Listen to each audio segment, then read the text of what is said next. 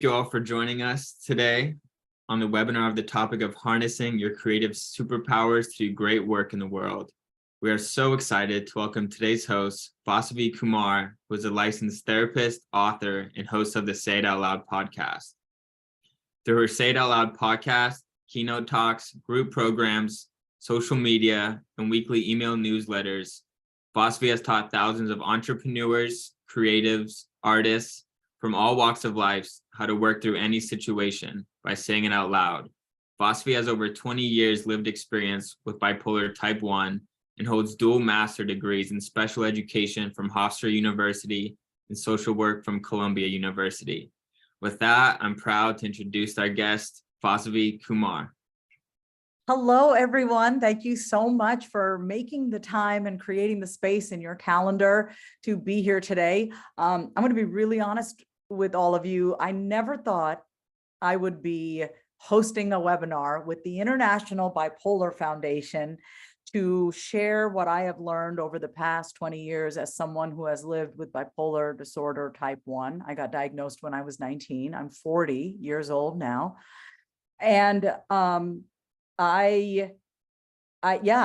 be here today with all of you, it looks like we had over 177 people register, around that number. And when Jake told that to me, I said, wow, there are a lot of people out there who really need to hear today's message as it relates to harnessing your creative powers, superpowers, so you can do good work in the world. As Jake already said, I've been living with bipolar disorder type 1 for 20 years. He's already shared a little bit about, my background, my educational background and my professional background, but I want to go a little bit more personal. And I want to share what I used to think about having bipolar disorder versus what I now think. So because this part is really important, because no matter what I share with you, the points that I'm going to help you with, how to reframe your inner dialogue to best support you on your mental health and creative journey, riding the bipolar wave or the creative wave, as I like to say it, and use it to your advantage. How to stay on track with your creative projects. No matter what I share today, it all boils down to our relationship to ourselves. So here's what I mean. When I was first diagnosed, I thought that there was something wrong with me. At first, I was relieved when I got my diagnosis because I was a sophomore in college and I had every single manic symptom possible. You name it. I was a poster child for somebody with bipolar disorder, type 1 especially. And I was both relieved, but I also remember feeling like my life was doomed.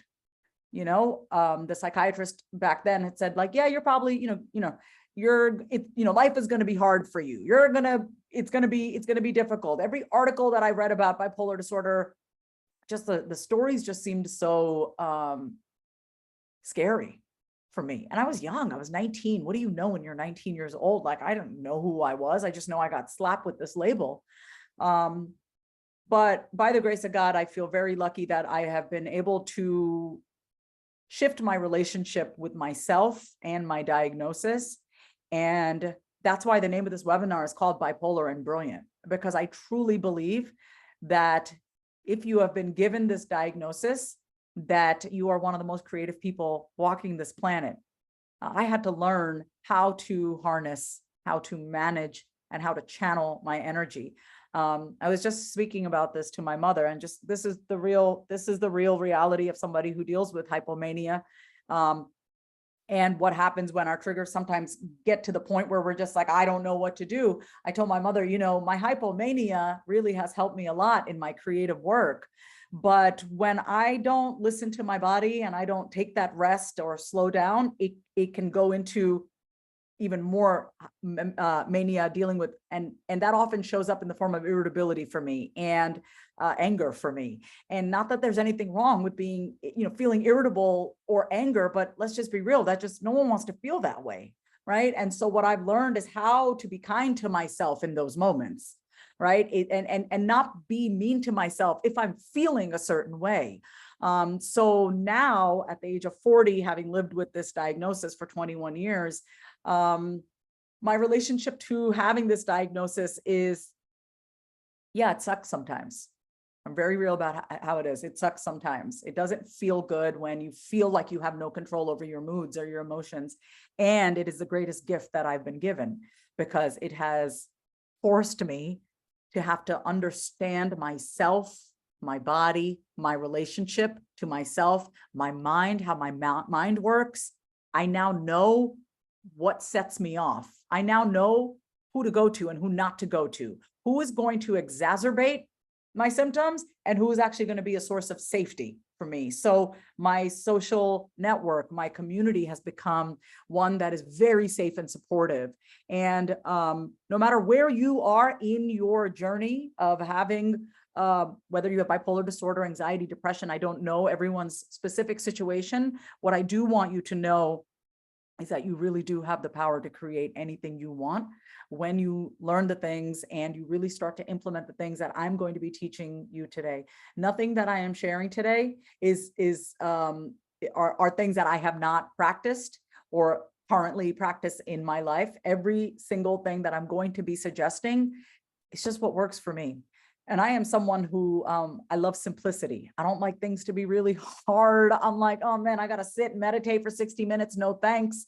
That's not my style, but I have found ways to work with me and my personality, right? I want ultimately for you to not be afraid of your own mind, because that for me was the hardest thing, was to be alone with myself and to be alone with my thoughts. Because at times they would be coming in so fast. And then at times they would just be like, I just feel really heavy and just feel like, what is the point of all of this? So there's a way that we can learn how to manage those waves. So let's get started, okay? And I know Jake is going to be curating any questions. Y'all can ask me anything. There's nothing that I will not answer. If I feel like I don't want to answer it, I'll be like, sorry, I'm not going to answer that. But for the most part, I really am an open book, and my job and my mission here is to serve. So if there's something that you're struggling with, please feel free to post your questions. We're going to keep time open and space open for me to help you through anything and answer my questions and give you my personal take. And one last thing that I want to say, Jake, he did such a beautiful job reading my bio, and he listed out all my accomplishments. And I never thought back then that because I was given this diagnosis, oh, am I able to do the things that I'm doing? Like I'm writing a book, I have a podcast, I've been on TV, I've done lots of beautiful things. That's the beauty of having this, having bipolar disorder for me, and my manic ways, my charm, my personality, the energy, that's the stuff that I never want to get rid of. That's the juice, right? But when we don't see our own juice and we don't see that, we can often start to feel and think that we're crazy, that something is wrong with us, that we are just basically cursed. And I want to shatter that. And I fundamentally believe that every single person on here has the ability to create whatever it is that they want. Okay. So I'm going to go ahead and get started. Jake, do you have any questions? I do not. I'm just so excited to hear what you have to say. Okay, great. So as we shared on the webinar page, I am going to be looking at some notes. By the way, this is one of my major tips, one of my biggest tips. Here's the thing, y'all, I can speak without any notes, but I know my mind, and I know the way that I have the ability to go from here to here to here to here and connect all the dots. And that's cool too, but that's exhausting for me. So I'm really literally looking at my notes that I've typed out here. This is just one of the many tools that I use to manage my mind, right? It's not micromanaging it. It's not controlling it. It's organizing it, right? Because when you are in mania and you are having these barrage of thoughts coming in, you like, which one do I hold on to? I'm a huge note taker. I write stuff down. I'm very organized. So I just wanted to say that just off the bat. If you see me looking over, I'm looking at my notes so I can stay on track, okay? So I want to first get into how to reframe your inner dialogue to best support you on your mental health and creative journey.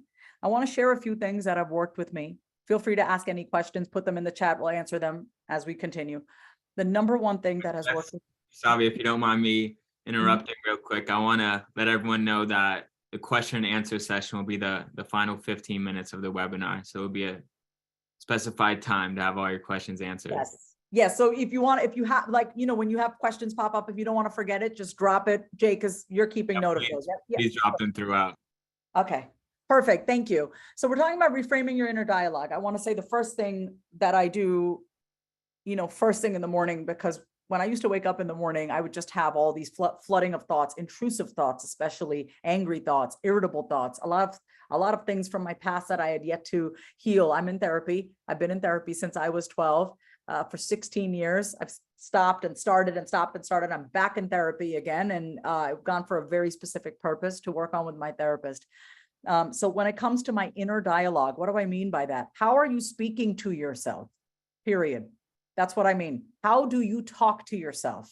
How do you talk to yourself when you're sad? How do you talk to yourself when you're happy? How do you talk to yourself when you want to ask somebody something? How do you talk to yourself when you're entering into a new situation or when you're starting a new project? The number one thing that I had to learn, and I continue to do it, and I've even wrote a book about it, is self-talk. How do you talk to the voices in your head? How do you speak to yourself on a day-to-day basis? How do you motivate yourself? So the way that I speak to myself used to be really harsh. I used to be really harsh. I'm the daughter of immigrants. I mean, we don't get to be mediocre, right? Like, as a daughter of immigrants, I have a lot of pressure. I had a lot of pressure put on me as a child. So I used to be very harsh with myself. That didn't work for me. After I got diagnosed, I became acutely aware of my mind. I got acutely aware of how I spoke to myself. And I realized that the words that I used with myself in any situation really did affect my results, right? Yes. Do I think tough love is great? Sure. But every single day being tough with yourself, that will weaken you, right? Think about if you're constantly being harsh with yourself, if you're constantly just being like, oh, do it, like just being so hard on yourself, that's not a sustainable approach. Okay. So when you're wanting to create stuff and put something out into the world, whether you want to start putting out reels, a TikTok, write a book, start a podcast, whatever, start dancing, whatever it is you want to do, how you speak to yourself is going to set you up for success. So let's say you want to try something new and you're like, oh, probably going to suck at it. How do you think that's going to go? Right? So I want you to become acutely aware of how you talk to yourself. Turn up the volume. I know it's already maybe sometimes a little loud, but I want you to start paying attention to the tone that you use to speak to yourself, the pitch, the inflection, the volume. I don't yell at myself. I don't say, Vasavi, come on. Like, I don't talk like that to myself. It literally feels like a shock to my nervous system. I'm kind, I'm soft, I'm tender. I'm also firm. I know how to push myself with gentleness and in a way that actually makes me want to do the things that I want to be doing instead of feeling stuck and stagnant. Okay. So working on your self-talk, okay. Paying attention and actually saying the things that you're thinking out loud. So let's say you're stuck doing something, you're working on a project and you're feeling frustrated, right? Instead of keeping that frustration in your body, because your emotions get stored in your body, instead of being like, God, I suck. Who has said that to themselves? I know I can't see your responses, but if you're at home watching this, who has ever said to themselves, God, I suck. I'm not good at this. Oh, I should just give up, or some form of that. That's the kind of stuff that I'm inviting you to say out loud. And so you can step back and be like, wait a minute, do I suck? Am I not good enough? We got to start questioning these thoughts in our head, these voices in our head that can feel so loud, whether you're experiencing mania or depression. When I'm in my low moments, I make sure that I'm extra kind to myself, extra kind. This is not the time for me to be like, get over it. Come on, get over it. I'm spending a lot of time on self-talk because this is my philosophy. My philosophy in life, especially when you're dealing with bipolar disorder, is how you talk to yourself is a game changer. Okay. So the second thing is prayer. I do not know your relationship to your God or universe or higher power. This is not what this is about. But the first thing that I do when I wake up in the morning is I say out loud, thank you, God, for another day alive. You can replace the word God with whatever, but I believe in a higher power. I don't believe that the buck just stops at me. There is something bigger than me governing all of this. And that gives me a sense of peace. I don't need to control the heck out of everything. So I start my day with prayer. I'm constantly talking to my higher self, that deeper part of myself, that part of myself that is wise, that every single one of us has access to. So that's a huge part of how I've learned to reframe how I speak to myself, because I believe that we all have access to that voice of kindness and compassion inside of us. That's what I call my voice of God, right? And it's a personal relationship. And that's why I want to say that it's important that you cultivate that relationship within yourself, whatever that looks like for you. The third thing is my relationship to my body. Okay. As someone who was raised in a pretty conservative household, I'm a first generation Indian immigrant. You know, as women, especially, I can only speak from my frame of reference. You know, we were taught to cover our bodies. We should be ashamed of our bodies, and our bodies are dangerous because men may look at us. I mean, these are the things that I was fed as a child growing up. When I got diagnosed, and like I said, this has been a 20-year journey, I did not realize how disconnected I was from my body. I spend most of my time up here. Okay. If you can resonate with this, shake your head. Yeah. You know, you're not alone. I've spent most of my time up here overthinking. Oh, I got to say this. I got to say that. I don't want this person not to like me. Ooh, and I was just living in so much fear. But when I got reconnected to my body, I realized that there was so much inside of me that I had to tend to, right? I was trying to feel better by fixing problems up in my head. And what I've learned and what I want to share is that you've got to find that relationship with your body. For me, that looks like movement. That looks like, even after this webinar, I will take a break and I'll probably just lay on my carpet and just relax for a little bit, just to ground myself, because I've given so much. I'm going to be talking so much today. So my point is reconnecting back to your body, having that relationship with your body will help you integrate both your mind, your body, and your spirit. When I think about harnessing my creative powers, my best ideas come to me when I'm feeling relaxed, when I'm just relaxed in my body and I feel calm in my body. Everything just starts to open and cool ideas start to come in. I'm going to share with you how to deal with all these ideas that come in. If you're an idea person like me, I'm going to share what works with you. So your relationship to your body, this is your vessel, this is your temple. Be mindful of what you put inside of it, your food, the words that you speak, what you're allowing in, the media that you consume, the how much time you're on social media, the people that you're having conversations with. I really don't enjoy talking to people about things that are just gossipy in nature, and just kind of like stuff that I'm like, what are we even talking about, you know? And so I'm very mindful of what I allow in. So that's the second thing. It's my energy, right? I want y'all to be more mindful when you're in this process of wanting to create stuff and wanting to be more of you and wanting to accept yourself and trust yourself. You got to be mindful of your energy. And specifically, I mean, who are you giving your energy to? What are you giving your energy to? And who are you allowing to take your energy? Be super mindful of who you're allowing in, what you're allowing in, and what you're consuming. When I got diagnosed, I felt like I had to do this all alone. You know, I'm like, nobody really knew how to help me. My mom put me on meds. I was the one in therapy. I was the one doing that stuff. And, you know, if you're living with your family and you have this, or your partner or whatever, the second thing the next thing that I really want to share is that being able to communicate what you need, not only to yourself, but to other people, is going to free you up for you to allow more of your creativity to shine. Here's why. If you have suppressed needs, emotions, desires, and you're not communicating that out loud, where does it go? It stays stuck inside of us, right? Think about it. When you're swimming in resentment, you're swimming in fear, you're upset, you're not saying how you really feel. All of that keeps you clogged on the inside. I know this is like a funny metaphor, but I always say it's like emotional constipation, right? Your emotions are just inside and you're not saying it out loud. You're keeping yourself clogged. And when you keep yourself clogged and like just filled with stuff, what type of creativity can move through you, right? When I think about having bipolar disorder, I said this on a podcast interview yesterday. I said, it's an energy. I said, people can call it a chemical imbalance or a mental illness. You know, Western medicine can say whatever they want, but I know that having bipolar disorder, it's a superpower. It is an energy. And if you've been around other people who have bipolar disorder, you know that energy. It's like an electric energy, right? But when you don't know how to harness that, it can just feel like, what do I do with all of this, right? So I'm going to go into the next thing, how to ride your bipolar wave. Okay. For me, I have about 7 to 10 days of mania, 2 weeks of depression, like clockwork, and it coincides with my period. every single time. It coincides with my menstruation cycle. So I expect it now. I expect it. I'm like, oh, this is what's happening. Okay. So I'm not, it doesn't come as a shock to me anymore when I'm feeling kind of low. Last week was a low week for me. I still get a lot of stuff done. I'm very productive, but I'm also very aware of my mood, and it's heavy.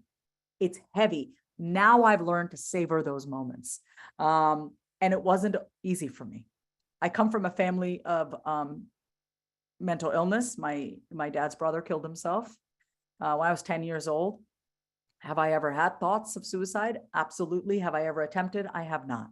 But I do know how low it feels, and I do know where our mind can go, and I do know how helpless and powerless we can feel.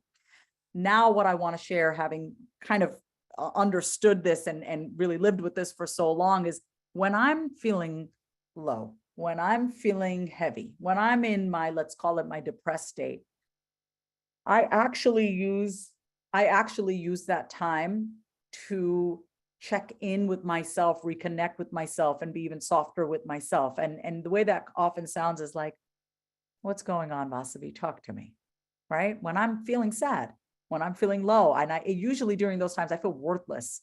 And that's funny coming from me, right? I have 2 masters. I'm an Ivy League education. I'm writing a book. How could I feel worthless? Guess what? It doesn't matter. This can affect anybody, right? It doesn't matter how accomplished you are. Our moods are our moods. Our chemical imbalances are our chemical imbalances. Acceptance has been a huge saving grace for me. But when I'm that bipolar wave, like when I'm feeling manic, this is what I do. I write down, I literally have a running list on my notes of all my ideas. I actually, it's actually called manic ideas.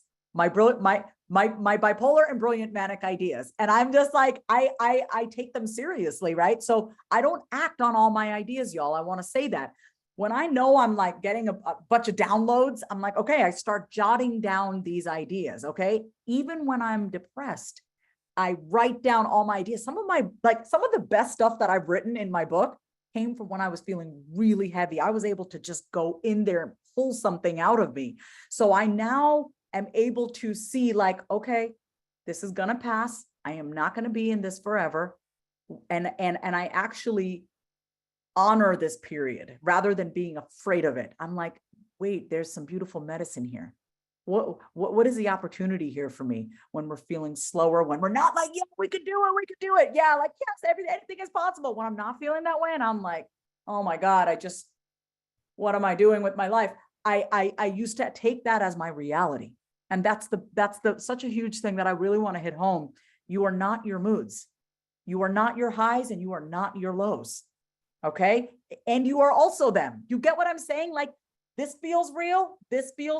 And you can also exist right here. So my goal, when I'm in my bipolar wave, I just notice it like, oh, I'm feeling extra confident today. I'm feeling extra like, yes, I could do anything. I'm feeling extra sparkly today. I write it. I'm like, cool. That's when I get a lot of work done. That's when I socialize a lot. I make my connections. I'm talking to people. I'm networking. I love it. And then I'm like, ooh, I'm tired. And I take rest. Okay, so I honor the high, and I don't just try to keep staying up here. It's not sustainable. I used to be that way. And then when I start feeling the dip, I'm like, okay, here's the thing. As human beings, we're not supposed to be up here all the time or be down here all the time. We, as people who have bipolar disorder, we just feel it like this, right? Maybe most people feel it like this. We feel it like this. So what do you do when you're really high up here? When you're feeling like that? Well, just notice it. Oh, okay. We're feeling like Superwoman right now. We're feeling like Superman. You have all these ideas. And for me, impulsivity was a huge, I was a very impulsive person. I've done a lot of things in my life when I did not know how to harness my mania. I've made a lot of decisions that weren't healthy for me. I'm actually going to be 4 years sober from cocaine, March 27th. That was a huge chunk of my 30s, me not knowing how to deal with my mania, and I would self-medicate. I'm 4 years sober, March 27th, by the grace of God. And what I want to say is when you write these ideas down, right? Because we're talking about harnessing your creative superpowers, whether you're up here or down here, or you're somewhere in the middle, make note of them. I like to do a brain dump. Make note of your ideas. And then when you're feeling calm, when you're feeling neither here or here, you're just kind of like at a baseline, go back to your list and ask yourself, which of these ideas could I take the next step on? I don't act on my ideas right away. I always give myself at least a good 24 to 48 hours, because when you're feeling hypomanic, all your ideas feel great. When you're feeling manic, like all your ideas seem amazing, right? They're like, oh, you should execute every single one of these, but I don't do that anymore. I give myself the gift of time and space. And so when I'm not up here, I'm not like making all these decisions and acting. And then I'm like, wait, why did I do that? So I make note of these ideas. I ride that wave. And when I'm feeling like, okay, let me go back to that list and revisit that list. Which of these things do I want to act on? Okay. And then also talking it out with a friend. I actually don't have many friends who have bipolar disorder. I have a great community of sisters like my girlfriends that I love. They deal with their own thing. But it doesn't matter for me. What matters is that they are safe, that they are open, that they are supportive, and that they love me no matter what. Okay. So I really want to encourage you to start finding people that you can actually talk to, that you feel safe around. Okay. You want to be celebrated for the brain that you have, for the mind that you have, and for who you are. I don't talk to people who tell me I'm too much. Oh, you're like a little intense. I don't talk to people like that. I do not, because I've told myself that my whole life. I don't need to be around other people who tell me that. You know what I mean? So I'm very mindful who I speak to, who I associate with. I don't feel like being re-traumatized again. So I want you to be really mindful of who you speak to and really honor your space, your energy, your boundaries, and your heart more than anything. Okay. I want to now get into how to, oh my God, by the way, I'm a total geek. I'm so excited for this next part. How do you stay on track with your creative projects and enjoy the process? Okay, I'm going to give you all a few gifts at the end that you can start utilizing right away. And one of the things that I absolutely love is having a calendar. I call it my personal CEO calendar. Here's what I mean. I live by a calendar, both written and digital, on my phone, everything. And so every week, this is what I do. It's a practice. Every single Sunday, I spend an hour doing this. I look ahead at the week and I make sure, this is my personal CEO calendar. I run a business, but guess what? I am a business too. Running me with this mind, with this brain, with this heart, with this creativity, I myself am a job. So I treat myself like I'm a job. Imagine what you could do when you treated yourself like a job. And here's what I mean. When I create my calendar for the week, and I love it. A lot of people don't like structure because they think it's going to make them watered down. It's going to make them boxed in. No, I create my calendar. And whether you have a job, whether you work for someone or you work for yourself, I work for myself, you can still do this. So I just want to say that everyone's schedule is different, but creating your own calendar is really, how do I want to say this? It's honoring your time. I have a calendar that I live by, because it is a visual representation of where and how I am spending my time and my energy. Okay.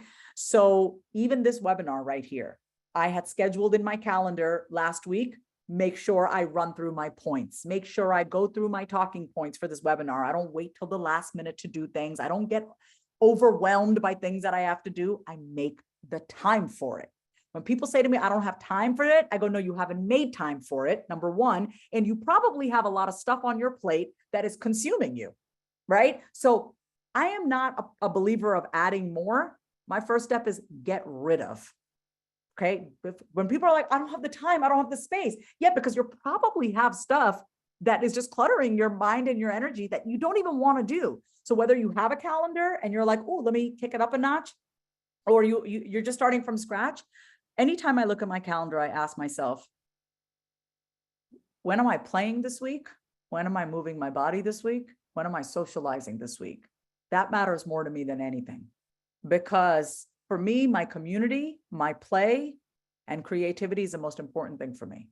And then comes in all the admin stuff, the work stuff, all that other stuff. You know, I need to have fun. I am a creative being. I'm a creative channel. I need you guys to start looking at yourself like you are a creative channel and you have been blessed with this amazing creative energy. And if you don't know what to do with it, then this is one way for you to start setting aside the time, is to create a calendar. I'm going to give you all a link for that. I have a YouTube video that I did on it. I just made it right at my home, and I have you guys walk through how to create your own calendar. The second thing to stay on track with your creative projects, this may feel counterintuitive, I take a lot of breaks for just resting. I rest as much as I work. I probably rest more than I work, because when you have been gifted the brain that we have, we can go nonstop. And then inevitably what follows is a crash, or you're down here and you can't get yourself back up, right? And so for me, resting and honoring my ebbs and flows is so important. When I have the energy, I'm going, and I've tuned into the body. It goes back to my body. When my body's like, I'm tired, I'm like, all right, well, we rest. I'll give you a perfect example. I hosted my friend's book launch party. My best friend has a book coming out, actually today, just came out. I was the host for her book launch party. It was a lot of socializing. I was the host, first of all, so I was up there. There were 175 people there. And the next day, I shut my phone off. I didn't talk to anybody. I said, I'm just tired. I let my girlfriend know, hey, I'll talk to you later. It was a lot of socializing for me, which I love, but I needed to shut down the next day. So that is honoring your ebbs and flows. That's honoring your wave, right? Like, we cannot stay up here all the time. That is not sustainable. Being down here all the time isn't sustainable either, but it's knowing what you need in between. So when I'm social and I'm like, yes, I'm ready to hang out. I want to go hang out with people. I want to socialize. Oh, I'm going to do this. I'm going to do that. I don't just keep going. I make sure that I purposefully create breaks for just rest. It's in my calendar.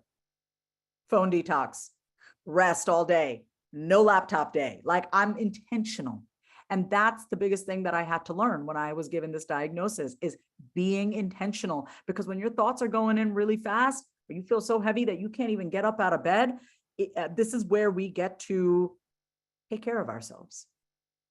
We get to take care of ourselves and treat ourselves with more kindness. I know this may sound silly. I don't have children, but I always say, if I had a little girl, what would I say to her? If she was struggling, if she was sad, if she was feeling depressed, what would I say to her? If she was frustrated, what would I say to her? Would I get mad at her, or would I be kind to her?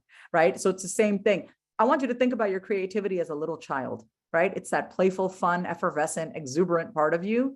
At some point, that part of you will get tired, because we are human. We are not machines. So I'm going to keep emphasizing the rest piece, because I also think we live in a society that values productivity and not rest. And you need to rest. We need to rest this brilliant brain of ours. Okay. Like I said, also make time for your creativity. That's why you use a calendar. Like, if you look at my back, I have a drum set. I decided this year I was going to learn drums. So I rented drums for $35 a month, because I said, this is the year that I really want to learn drums. I wanted to play drums in 3rd grade. I got put on the glockenspiel instead. And I said, I'm doing it for myself. I make the time for my creativity. It's important. I have drum lessons every 2 weeks. I practice every morning. I didn't practice today. I'm going to practice after this webinar sometime today. But my point is, you want to make time for it. Not like, oh, whatever, that's silly. No, it's not. You have to honor your creative ideas. And if it lights you up, if you get that spark and you're like, yes, do this. But let's say you're trying not to be impulsive or whatever, just sit with it for a little bit. You know, when I knew I wanted to play drums, every part of me lit up. I said, first thing I did was I looked up, where can I take drum lessons? So I signed up for that, you know, and I've been playing. So this is going back again, connection to your body. I pay attention to that spark. If it lights me up, if it's like, yes, I do it. If I'm like I really don't. I think life is way too short to just do, I want a yes. I want clear yeses in my life. Okay, so once again, connection to your body, making time for your creativity, honoring your desires. One of my goals for this year was more fun, more flow, less force. Okay, because sometimes when we're in especially when we're in our mania and we're like feeling like we have this push, there's like a push to us, you know, we feel driven. It's like we're not even in control of it. It's we are being pushed, right? It's like, it's an energy that I can't even stop. Like, my energy is pushing me. And I feel grateful for that, because guess what? How do you think you can write a book without that energy? How do you think you're able to get on here and just talk? I have an energy inside of me. I'm a little hypomanic right now, but that's okay. I'm not out destroying things. I'm not hurting myself. My mania helps me in creating. When I speak with passion, I light up people's hearts. So my point here is, like, I know that I have a tendency to do that. I have a tendency to be like that. And you don't need to be like that all the time. And I had to learn for myself, it's okay to just flow.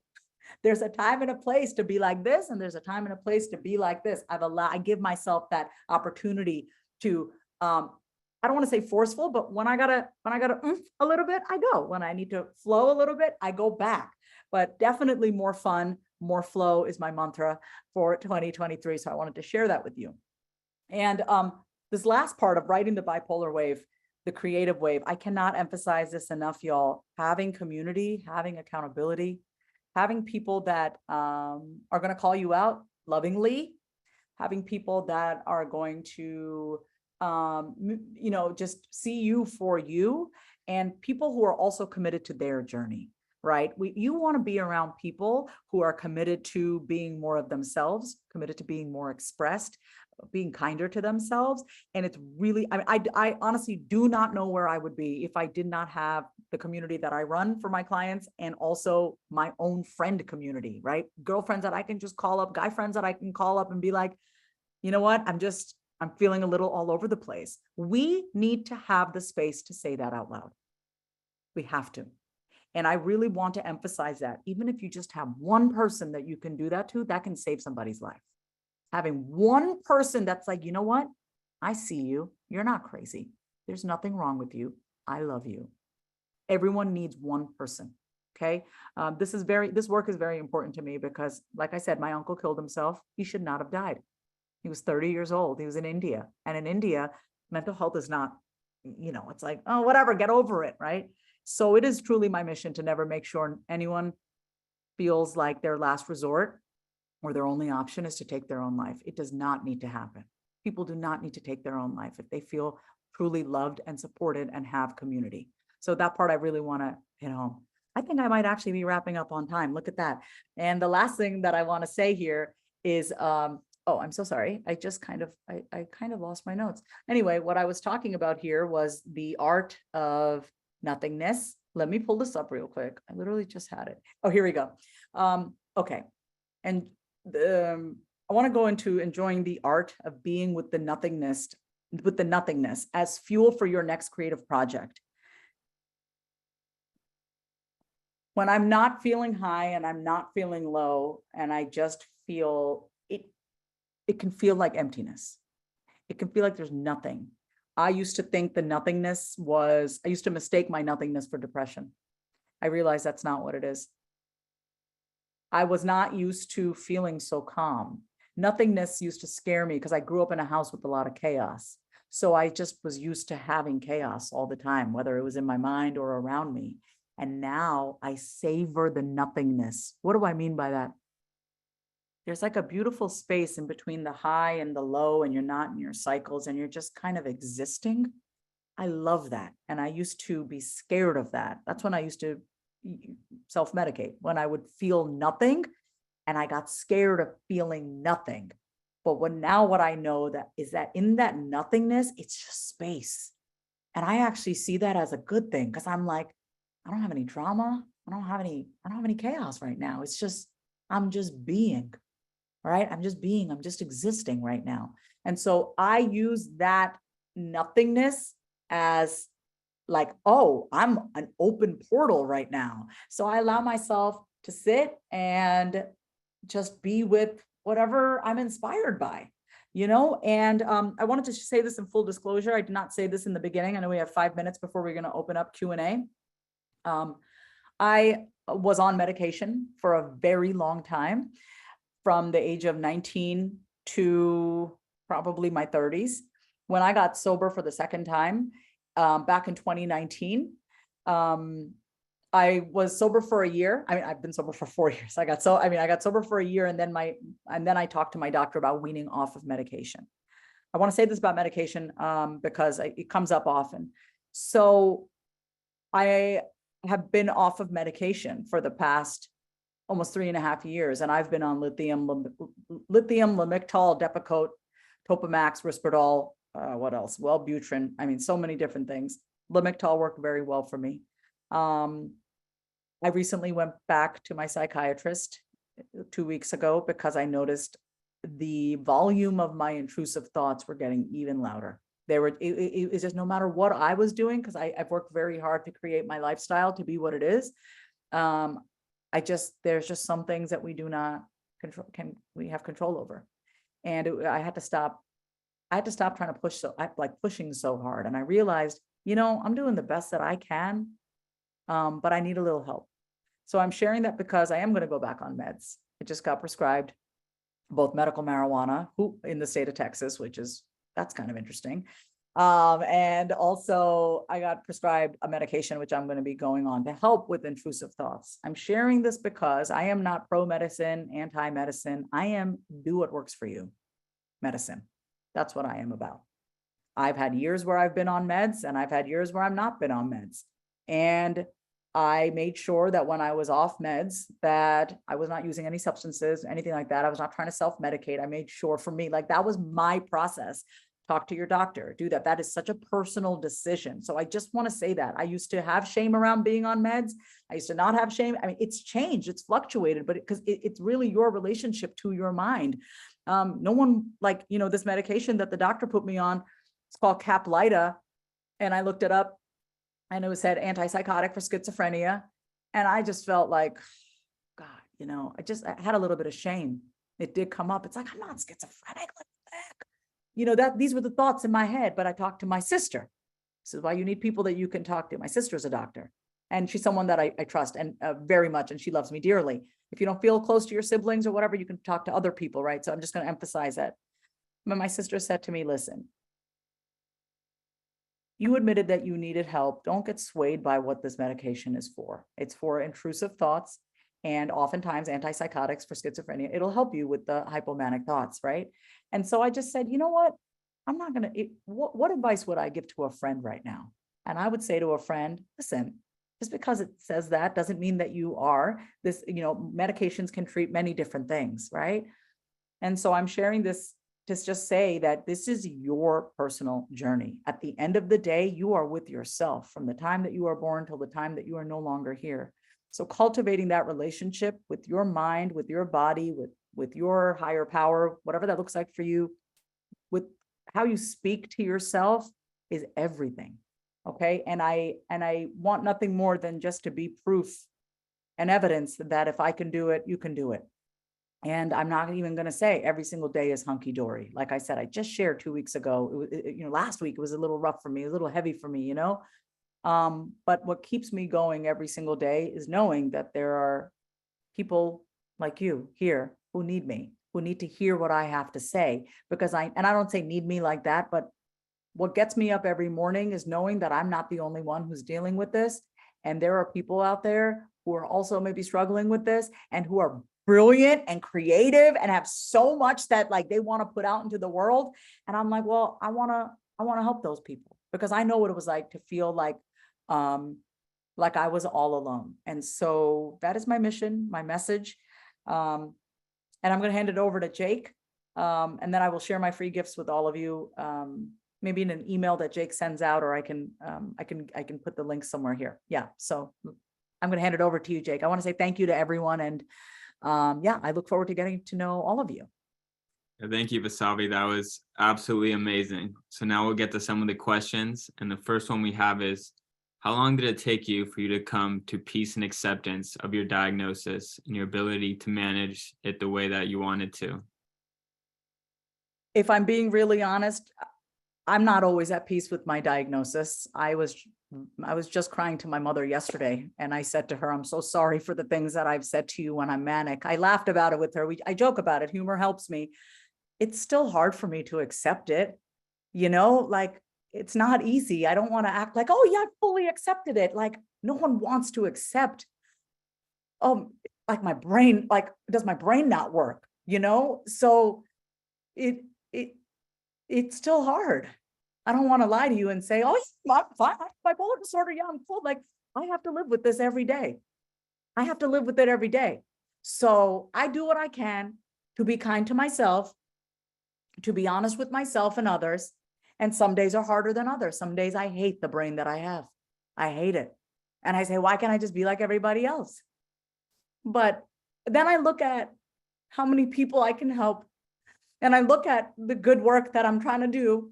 And I say, if this is the way it's supposed to be, this is the way it is. I'm going to honor it. I'm going to harness it. I'm going to learn how to work with this brain.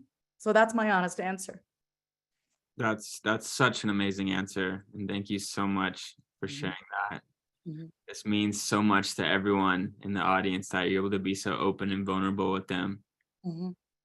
For our next question, they want to know, how do you deal with excelling sometimes but falling off at the end of it? This individual got a PhD but hasn't been able to hold down a job. Oh, well, I want to say, first of all, it's hard. I've rarely met someone who has bipolar disorder. It's hard. It's hard to hold down a job. It is. I don't want to sugarcoat it. It's the reason why I could never work for anybody. Um, and I'm going to be really real with you. I think it's important that you look at how you work. You got to look at how you work and what you actually need. I've known this, that I cannot be told what to do. I cannot, I do not work well in a job. I know, and if I were to, it would have to be a job that I am so passionate about. Like, it would have to be something that I'm like, yes. So to the person who asked that, let's say your only option right now is to work. I would really be mindful of your lifestyle choices and the things that you're doing outside of work. Okay. Because here's the reality. Sometimes you're in a job that you just don't like, and you're in the job because you need to pay your bills. I get it. Not everyone has the privilege and the ability to just be like, you know, I'm going to work at this job. I'm just going to work for myself. I am very lucky that I've been able to do that. I've had a lot of support in my life, and I just knew that I didn't want to have a job.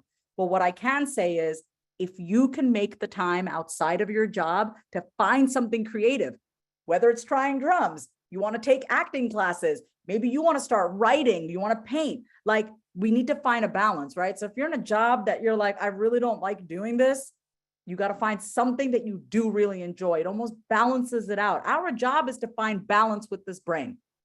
It's our version of balance, you know, and that it's not that balance doesn't always look like this. Sometimes balance is like this. And that's okay. It's how you are managing it and how you are talking to yourself, because, you know, it's not always going to be like this. That is not reality. We want to find harmony. We want to find integration. Okay. So to the person who just asked that question, I am going to encourage you to maybe look for some jobs that offer you flexibility, maybe a remote working schedule, maybe some flexibility in and out of the office. Your mental health and your emotional health comes first. 100%. Yes, I know we need money to pay the bills. Yes, I know that. But you want to know something? I was just saying this to my mother the other day. I care more about my happiness and my satisfaction than how much money I have in the bank. I'm always going to be provided for. I know I'm going to be okay. But for me, how I feel on the inside on a day-to-day basis matters more to me. So I am going to encourage the person who asked that question, try to find some other jobs that are that actually spark you, that spark something inside of you, rather than drain your energy. So, That's and if you need help with this, I can help you with this. Yeah. It's a great answer. So our next question is, how do you know if a decision is really you or if it's a manic or depressive decision? Oh my God, I've made a lot of decisions when I'm up here, and I've made a lot of decisions down here. Some not healthy, but some also healthy. So here's what I would do. The gift of pause, Pause. Give yourself the gift of pause. I like to give myself at least 24, 48 hours. I've said a lot of things that I'm not proud of in my manic state. And for me, and I'm still a work in progress, y'all. I have not mastered this. Please, I have not mastered this. It's just what works day to day. I give myself the gift of pause. I say out loud, okay, Vas, I'm feeling anxious. I'm feeling impulsive. Can we just take a break? I acknowledge how I'm feeling so that I'm not driven by that energy to move and do something. We got to do something. Sometimes when you don't know what to do, the best thing to do is not anything. Don't do anything. Just wait. Okay. I do not like to make decisions when I'm up here or when I'm down here because they are so charged with emotion. It's so charged. I like to make my decisions when I'm like, oh, okay, this is the right decision. Clear. It's not I'm happy, I'm going to do this. I'm sad. No, your feelings change like the weather. Your feelings change like the weather. So your decisions are going to feel like one day it's going to feel great, one day. No. So get yourself to a calm, clear state. And you can put yourself into a calm, clear state. Getting in water, going for a walk, laying on the ground, on the grass on a beautiful day, laying on your carpet, listening to some music and just chilling out, and then make your decision and give yourself time. Nothing is that urgent. Mhm. That's great. Our next question is, how do you manage your social media presence without having it overwhelm you? That's a great question. I use my social media for business. I use it to share about my programs, my upcoming book, connecting with my audience. I really do not derive pleasure out of scrolling and looking at other people's stuff. I use it very intentionally. So here's what I like to tell everybody. If you're going to scroll, we're all just scrolling. If you're going to scroll with intention. Curate your feed so that you only see things that you like. If I don't want to see something and it just doesn't, I don't want to look at it. We get to control what we're consuming. So for me, I said I use a calendar. I try not to be on my phone after 8 o'clock. I do not get on my phone within the first hour, unless I want to talk to somebody, right? I usually like to call my mom or my sister or a friend in the morning. That really makes me feel good in the morning. I like connecting with people first thing in the morning. But I put limits on myself because I'm not interested. I use social media for a very specific purpose. So for those of you who are maybe struggling with, I'm using a little bit too much social media, get clear on what you're using it for. Get clear on what you're using it for. Be intentional about it. It's great. So our next question is, how do you deal with feeling guilt when you're down? I would say the guilt is the gift that keeps giving. If you sit in it long enough, you'll just keep feeling guilty, right? I have in my life taken a lot of responsibility for other people's actions and blamed myself a lot. I'm the type of person that I would rather take the blame than even deal with blaming you or anything. Like, I'd rather just take responsibility for it so I can fix it. When it comes to feeling guilty, I want to think about this, and I'm saying this. Here's what I want to say. I know what I feel guilty about. There are not a lot of things that I feel guilty about anymore because I have forgiven myself. I try not to repeat the things that make me feel guilty. I read a meme the other day on Instagram. The best apologies changed behavior. So for me, and I'm not perfect, I think I just got into an argument with my mom and my sister last week. I've said some things. I mean, this is the reality. The best thing that I can do is to not repeat it. And let's say I do repeat it, because this is the nature of our brains sometimes. That's not an excuse. That's just a reality. I apologize. I own it. And that for me has really helped me with guilt. When I profusely apologize and I genuinely mean it, like, hey, I screwed up. I was going through this. I should not have said this. I'm going to try my best to not do that. Like, please forgive me. And I genuinely make a change. I don't feel as guilty when I actually just own up to what I've done. There's also the guilt of outgrowing family members. Oh, am I abandoning people? I've had to learn, and this has maybe come with time and experience, that if I don't put myself first, nobody's going to win, right? Nobody benefits from that. I come first always. And I've had to work through guilt with that. And so I just anchor back into the reason why I'm here on this earth and my mission and my message. And I know that everything that I do that's for me is ultimately going to help those around me. So that's how I've reframed it. It's amazing. That's an amazing way to look at it. Thank you. So unfortunately, that's all the time we have for questions today. I'm not going to let Vasavi tell you about her new book coming out and possible ways to contact her, since so many of you had amazing questions, but we just didn't have time to get to them all today. So I'll let you talk about that. Thank you, Jake. So I know, Jake, you're going to pull up a photo, right? Yeah, the website. Yes. So y'all, I'm so excited to share that my book, Say It Out Loud, is coming out May 16th, 2 days before my 41st birthday. Every single chapter in this book is intended to help you learn how to talk to the different parts of yourself, the different voices that we have inside of us. And I have my manuscript here, but I know this is, I wrote this whole thing, not too shabby for someone who was diagnosed with bipolar disorder. You know what I'm saying? So keep your hope alive.